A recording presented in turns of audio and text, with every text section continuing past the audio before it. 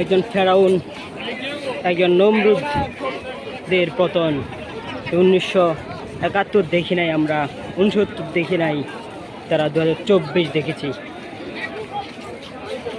আমাদের মুখ কীভাবে বন্ধ করে রেখেছে, কথা বললেই পাখির মতো গুলি করত। আজ সে শেখ হাসিনা 85 রক্ত পিপাসু মানুষ, আর সে পালিয়েছে।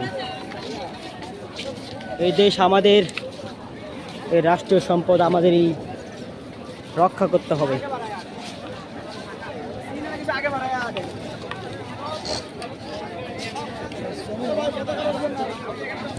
ধন্যবাদ জানাই যমুনা টেলিভিশনকে, যে আমাদের সাথে সব সময় ছিলেন, জনগণের পাশে ছিলেন।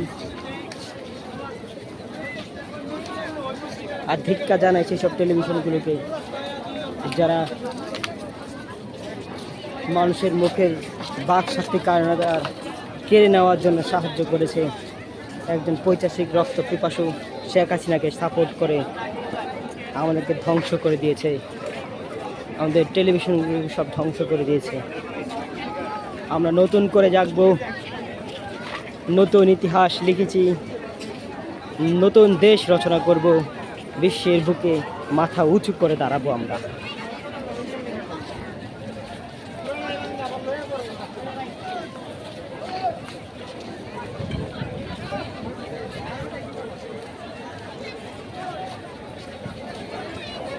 আকাশের চিলগুলিও আজ বলে দিচ্ছে,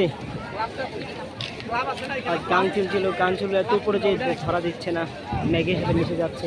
আর গাংচিলগুলো বলে দিচ্ছে যে আমরা স্বাধীন, আমরা স্বাধীন, আমরা স্বাধীন।